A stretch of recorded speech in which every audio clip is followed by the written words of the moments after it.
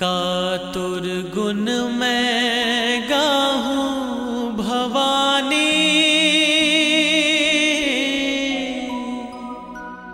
ना बुद्धि ना बानी,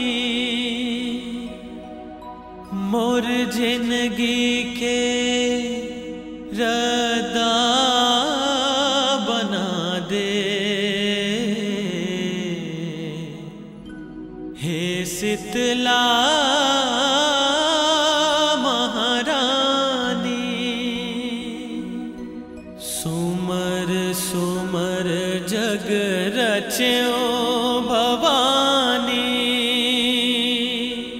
तोर दयाला पाके, तोर ऊपर सब भार भरोसा,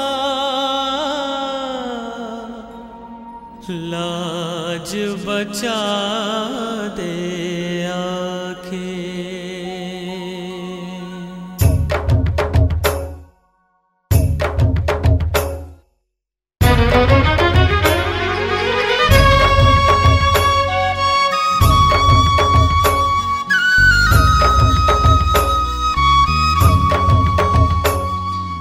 दाई शीतला महामाई शीतला, दाई शीतला महामाई शीतला, दाई शीतला महामाई शीतला, मोर गाँव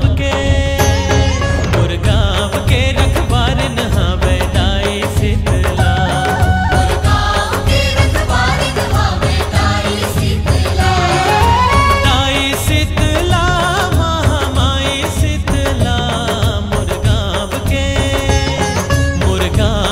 रखबार नहावे दाई शीतला, मोर गाँव के रखबार नहावे दाई शीतला।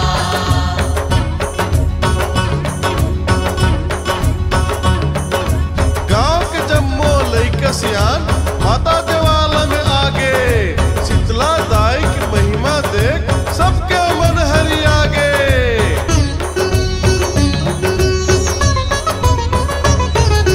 का महिमा बखानो दाई मोहे जगला, मोर गाँव के रखबार नहावे दाई शीतला, मोर गाँव के रखबार नहावे दाई शीतला।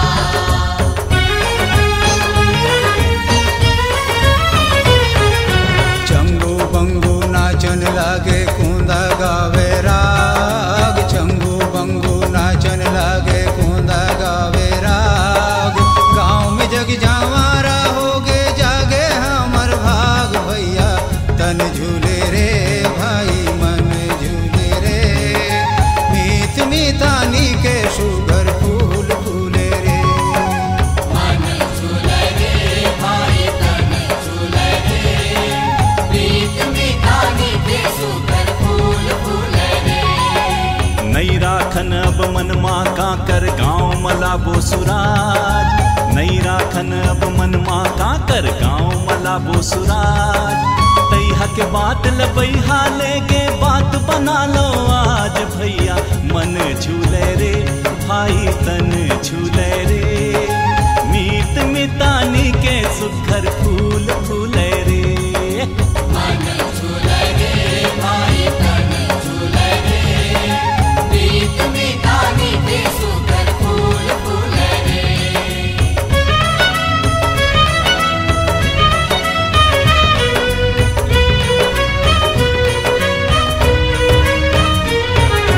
ठाकुर देवता सातो बहनिया बूढ़ा देव बजरंगी, देव जगावो सेवा सजावो मिटही गाँव